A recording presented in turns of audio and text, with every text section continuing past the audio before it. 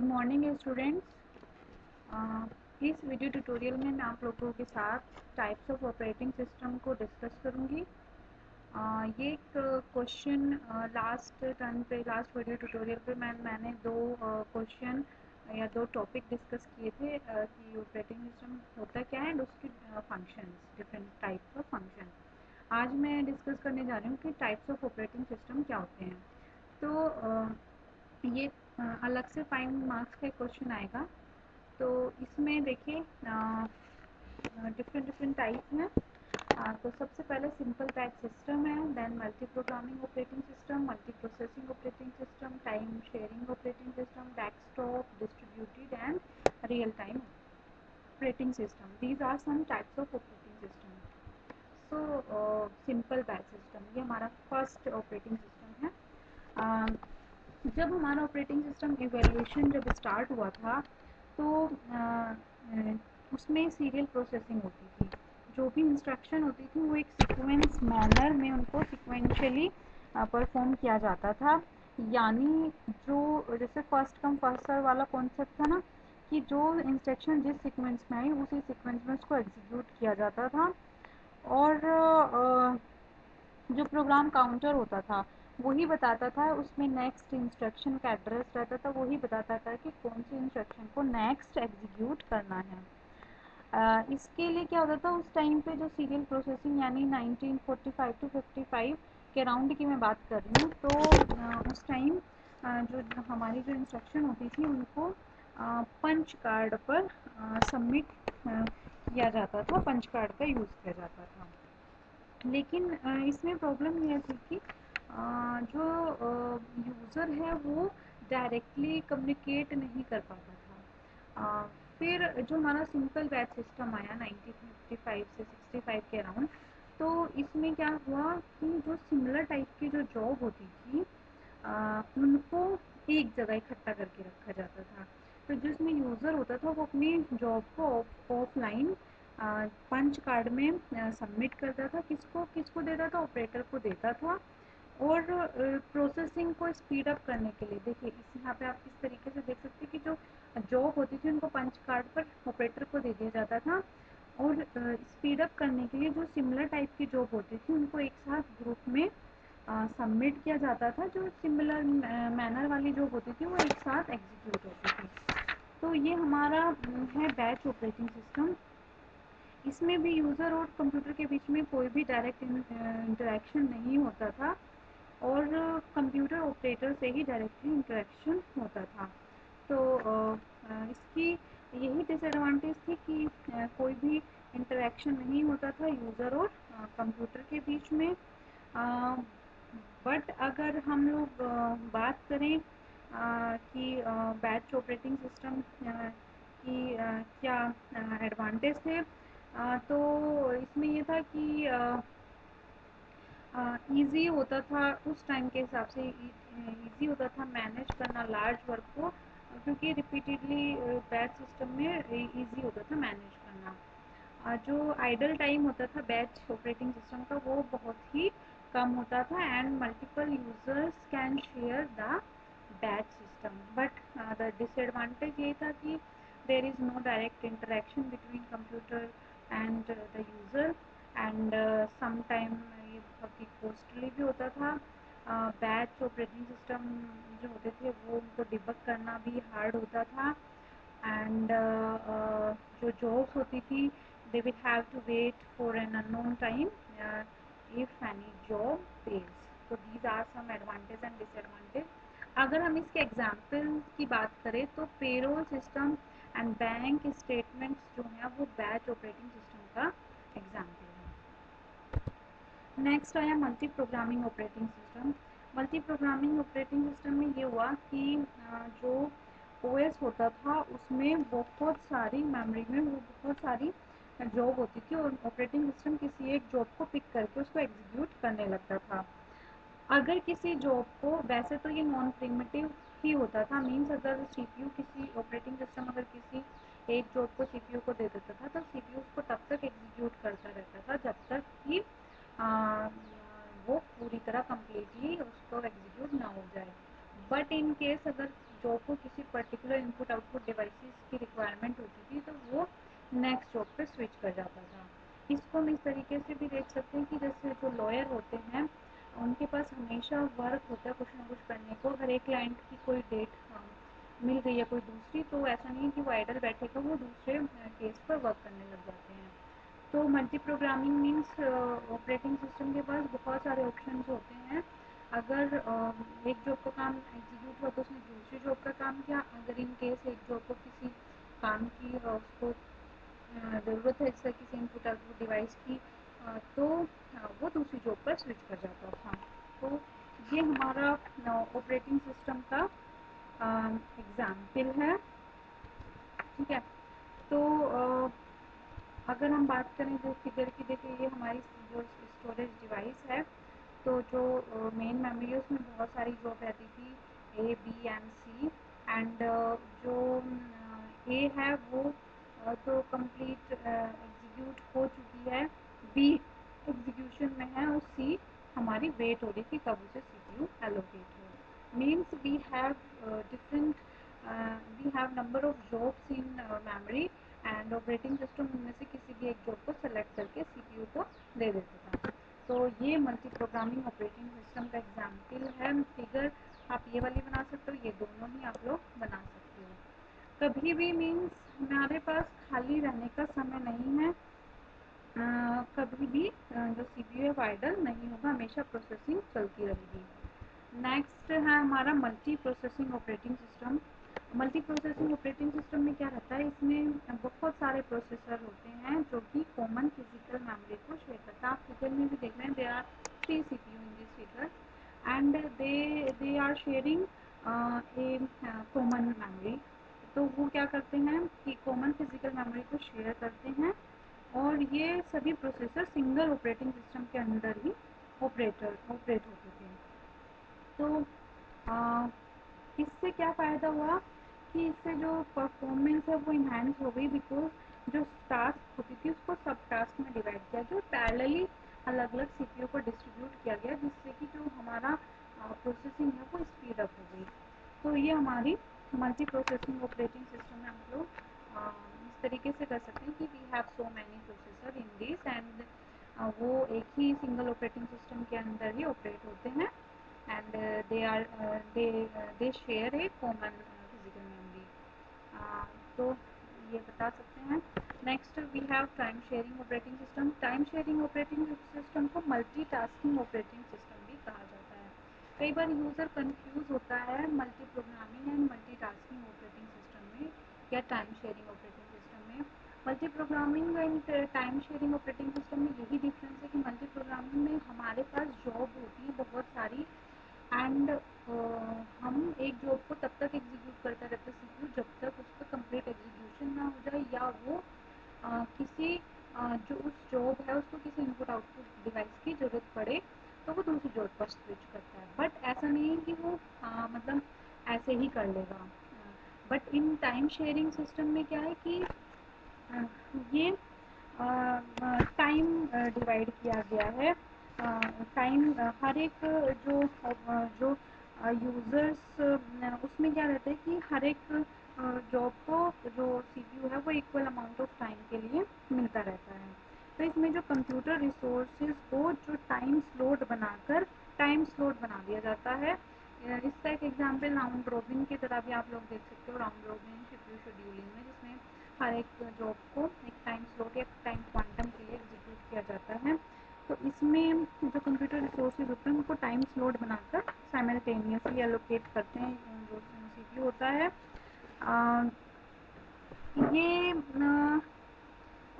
इसमें क्या होता है कि हर एक यूज़र को एक टाइम स्लॉट दिया जाता है और वो जो सीपीयू होता है वो एक यूज़र से दूसरी यूज़र पर इतनी रैपिडली इतनी फास्टली स्विच करता है कि यूज़र को पता ही नहीं चलता, उसको लगता है कि उसी का ही प्रोग्राम एग्जीक्यूट हो रहा है और जो सीपीयू होता है वो बहुत ही शॉर्ट पीरियड ऑफ टाइम के लिए यूज़र को दिया जाता है। इसे कभी कभी इस टाइम स्लॉट को हम टाइम क्वांटम भी कहते हैं, जैसे कि हमने टाइम क्वांटम यूज़ किया था राउंड रॉबिन में।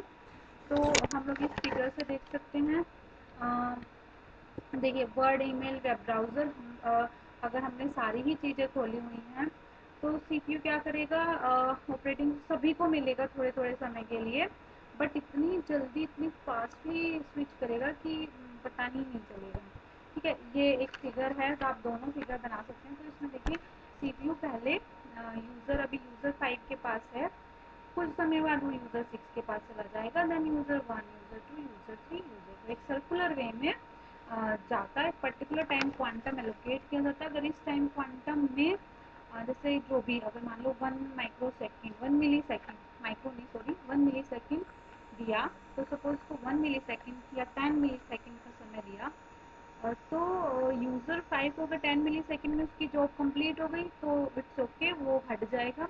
बट अगर उसका एग्जीक्यूशन टाइम सपोज ज़्यादा है, मतलब मीन्स उसको ज़्यादा समय लग रहा है तो कंप्लीट इट्स एग्जीक्यूशन, तो वो ऐसे ही उसको जब वो यूज़र 6, 1, 2, 3 एंड 4 से जब होके आएगा, तब यूज़र 5 को फिर से सीपीयू मिलेगा। तो इस तरीके से थोड़े थोड़े समय के लिए सभी को मिलता रहता है। जिसका टास्क उस टाइम क्वांटम में कंप्लीट होता जाता है, वो हटते जाते हैं इस हमारे जो सर्किल है, एंड अगर कोई नया आता है तो वो ऐड होता जाता है, और वो इस तरीके से हमारा ऐड हो जाता है, और मतलब उस पर स्विच करते रहते हैं। बिल्कुल जो हमारा राउंड रोबिन है, हमने देखा होगा कि राउंड रोबिन बिल्कुल इसी तरह वर्क करता है। जो मैंने लास्ट में आप लोग को एग्जाम्पल बताया था कि हम राउंड रोबिन शेड्यूलिंग एल्गोरिथम को सोल्व कैसे करते हैं, तो आप इस फिगर से भी जो कंफ्यूजन जो थोड़ा बहुत रह गया था एक दो स्टूडेंट को, तो आप लोग उससे दूर कर सकते हैं कि पहले अगर प्रोसेस, अगर हमारे पास जॉब 1 थी तो उसका काम कंप्लीट हुआ, थोड़ी देर बाद जॉब 2 आ गई, तो हो सकता है कि फिर से, मतलब जैसे इसके अराइवल टाइम, ये बाद में अराइवल टाइम बाद में हुआ, सपोज ये आई हमारी 0 मिली सेकेंड पे, ये 0 टाइम पे आई, ये भी, ये दोनों 0 टाइम पे आई, और ये जो बाकी जो यूज़र हैं वो बाद में आए। मान लो ये सपोज 4 जो 4 टाइम है उस पर आए, तो अगर इन जो टाइम क्वांटम हमने 1 मिली सेकेंड ही अलॉट किया है, तो एक बार 1 इसको मिलेगा, एक बार 1 इसको मिलेगा, एक बार 1 इसको मिलेगा, जब तक कि इन्हीं पे ही सीपीयू स्विच करता रहेगा, क्योंकि ये यूज़र तो बाद में आए। तो जैसे जैसे प्रोसेस आते रहेंगे, सर्किल बड़ा होता जाएगा, और जैसे ही प्रोसेस का काम खत्म हो जाएगा वो सर्किल से हटता चला जाएगा। तो फिर रिमेनिंग को ऐड करना है, मतलब एक सर्किल बनाया पहले एक प्रोसेस का, 2 ही प्रोसेस का बनाया, उन्हीं पे ही स्विच करता रहा सीपीयू। बट अगर यूज़र 3 वाला आ गया तो सर्किल थोड़ा बन गया। इतने में हम लोगों ने देखा कि जो यूज़र 1 है और यूज़र 2 है, या प्रोसेस 1 और प्रोसेस 2, उनके जो समय है वो कम बचा। आप बिल्कुल राउंड रोबिन की तरह ही आप इसको देख सकते हैं। उसे रिलेट करना आप लोग देखना, सॉल्व करके जो एग्जाम्पल है, तो ये बिल्कुल वैसा ही है। बेसिकली इसको यूनिक्स ऑपरेटिंग सिस्टम इसी तरीके से वर्क करता है। ठीक है, अब हम बात करते हैं जो डेस्कटॉप ऑपरेटिंग सिस्टम है। डेस्कटॉप ऑपरेटिंग सिस्टम में यूज़र की कन्वीनियंस और रेस्पॉन्सिवनेस को मैक्सिमाइज किया जाता है। तो इससे पहले जितने भी ऑपरेटिंग सिस्टम थे उसमें सीपीयू यूटिलाइजेशन पे फोकस किया गया, बट डेस्कटॉप ऑपरेटिंग सिस्टम में यूज़र की कन्वीनियंस और रेस्पॉन्सिवनेस को पे फोकस किया गया। तो हमारे जो विंडोज़ हैं, जो मैक ओएस है, ये हमारे डेस्कटॉप ऑपरेटिंग सिस्टम पे एग्जाम्पल हैं। Next we have real time operating system. Real time जो ऑपरेटिंग सिस्टम है, जो रियल टाइम ऑपरेटिंग सिस्टम में जो रियल जो एप्लीकेशन होती हैं उनको फोकस किया जाता है, जिसमें हमारा जो टाइम इंटरवल जो होना चाहिए required to process and respond to input is very small. तो जो टाइम इंटरवल होता है वो रेस्पॉन्स टाइम होता है। तो इसमें क्या होता है कि हमें रियल टाइम प्रॉब्लम में जो प्रॉब्लम होती है वो बहुत क्रिटिकल होती हैं, उनको हम विदाउट एनी डिले, यानी जो रेस्पॉन्स टाइम है हमको उनको तुरंत हैंडल करना होता है। जो भी सिचुएशन होती हैं वो एक टाइम बाउंड ऑपरेटिंग सिस्टम है, जिसमें कि एक टाइम कॉन्स्टेंट के अंदर ही हमें रेस्पॉन्ड करना होता है। अगर सिस्टम रेस्पॉन्ड नहीं करता है तो वो फेल माना जाता है। जैसे कि आप लोगों ने देखा होगा air traffic control robot, missile system, करती है और रियल टाइम ऑपरेटिंग सिस्टम का यूज़ करती हैं। बेसिकली दो टाइप का होता है, हार्ड एंड रियल। सॉफ्ट और रियल ऑपरेटिंग सिस्टम। हार्ड में अगर ये कहते हैं कि with in time constraint process करने की गारंटी है, देन उसको हम hard real time operating system कहेंगे। अदरवाइज हम इसको कहेंगे सॉफ्टवेयर टाइम सिस्टम, जिसमें बिल्कुल गारंटी ना दे, तो उस केस में हम कहेंगे सॉफ्टवेयर टाइम ऑपरेटिंग सिस्टम। जो साइंटिफिक एक्सपेरिमेंट्स होते हैं, मेडिकल इमेजिंग सिस्टम्स होती हैं, industrial control system, weapon system, robot, air traffic control system, ये रियल टाइम ऑपरेटिंग सिस्टम के कुछ एग्जाम्पल हैं। Then we have distributed operating system. जो डिस्ट्रीब्यूटेड ऑपरेटिंग सिस्टम होते हैं उसमें क्या रहता है कि जो पावरफुल और हमें अभी जो हमें टेक्नोलॉजी जो आ रही है पावरफुल एंड जो एक्सपेंसिव कम होती हैं, जो micro processor and communication technology में जो इन्हांसमेंट हुआ, एडवांसमेंट हुआ, तो उसकी वजह से क्या आया, डिस्ट्रीब्यूटेड ऑपरेटिंग सिस्टम आया। इसमें बहुत सारे जो कंप्यूटर होते हैं वो एक दूसरे से कम्युनिकेट करते हैं नेटवर्क के through, they are connected through a network. ये हमारे जो डिस्ट्रीब्यूटेड ऑपरेटिंग सिस्टम है, बेसिकली इसमें हम इसको क्लाइंट सर्वर सिस्टम और पीयर टू पीयर सिस्टम की तरह देख सकते हैं। जो क्लाइंट सर्वर होते हैं उसमें बहुत सारे क्लाइंट होते हैं एंड वो एक सर्वर से कनेक्ट होते हैं, और जो सर्वर जो सिस्टम होता है, क्लाइंट सिस्टम जो भी रिक्वेस्ट करता है उसको सेटिस्फाई करता है। एंड जो हमारा पीयर टू पीयर होता है उसमें क्या होता है कि सभी प्रोसेसर सभी टाइप की टास्क परफॉर्म करते हैं, कोई भी क्लाइंट एंड सर्वर नहीं होता है, और एक दूसरे से जो नोड होते हैं वो एक दूसरे से सर्विस और सर्विसेज के लिए रिक्वेस्ट सेंड करते हैं, और कोई भी किसी को भी सर्विस प्रोवाइड कर सकता है। तो ये देख सकते हैं, ये बहुत सारे जो कंप्यूटर होते हैं वो कनेक्ट रहते हैं ऐसे। और नेटवर्क ऑपरेटिंग सिस्टम का भी इसी डिस्ट्रीब्यूटेड सिस्टम में भी लिख सकते हैं। कुछ कुछ जगह इसको डिस्ट्रीब्यूटेड ऑपरेटिंग सिस्टम का पार्ट माना गया, कुछ कुछ जगह इसको डिफरेंटली ट्रीट किया गया है नेटवर्क ऑपरेटिंग सिस्टम को। तो आप लोग ये वाली फिगर बना सकते हैं नेटवर्क ऑपरेटिंग सिस्टम में। तो जो नेटवर्क ऑपरेटिंग सिस्टम होते हैं इनको टाइटली कपल्ड सिस्टम कहा जाता है, एंड जो हमारे डिस्ट्रीब्यूटेड होते हैं इनको लूजली कपल्ड सिस्टम कहा जाता है। ठीक है, तो ये जो हमारे Microsoft Windows server 2003, Unix, Linux, ये हमारे नेटवर्क ऑपरेटिंग सिस्टम के ही एग्जाम्पल हैं। इसमें देखिए जो सिस्टम होते हैं वो सर्वर पर रन करते हैं, and they have the capability to manage data, users, group, security applications and other networking function. And they जो ऑपरेटिंग सिस्टम होते हैं इस प्रकार के वो अलाउ करते हैं फाइल को एक्सेस करना, प्रिंटर को, सिक्योरिटी एप्लीकेशंस को, और जो भी नेटवर्किंग फंक्शन होते हैं उन सबको ये अलाउ करते हैं। तो ये टाइप अगर डिफ्रेंशिएट करें between the distributed and network, तो डिस्ट्रीब्यूटेड लूजली कपल्ड सिस्टम होते हैं and network tightly coupled system का एग्जाम्पल होते हैं। तो इस तरीके से आता है कि ऑपरेटिंग सिस्टम के टाइप, तो आप बता सकते हैं कि डिफरेंट डिफरेंट टाइप के ऑपरेटिंग सिस्टम होते हैं। फिगर बहुत ज़रूरी है, पॉइंट टू पॉइंट आप लिखिए बिल्कुल, एंड थ्योरी देखिए बहुत ही कम है, मैंने जो बताया बस वही थ्योरी है कि पहले ये आया एंड इस तरीके से जॉब को बैच की तरह इकट्ठा करते थे, मल्टी प्रोग्रामिंग में there are multiple number of jobs, and इस तरीके से आप दोनों फिगर बना सकते हैं। इसमें कभी भी आइडल नहीं बैठेगा। मल्टी प्रोसेसिंग में वी हैव मल्टीपल प्रोसेसर। अगर डिफ्रेंशिएट करें between multi processing and multi programming, तो मल्टी प्रोग्रामिंग में एक ही प्रोसेसर होता है, बट मल्टी प्रोसेसिंग में बहुत सारे प्रोसेसर होते हैं। टाइम शेयरिंग में आप लोग राउंड रोबिन शेड्यूलिंग एल्गोरिदम को बिल्कुल ध्यान में रख के कि हम हर एक जॉब को, हर एक प्रोसेस को एक फिक्स टाइम है, टाइम स्लॉट, टाइम क्वांटम वो दिया जाता है, और वो टाइम इतना फास्टली स्विच करता है सीपीयू कि सबको लगता है कि उन्हीं का ही जो जॉब है वो एग्जीक्यूट हो रही है।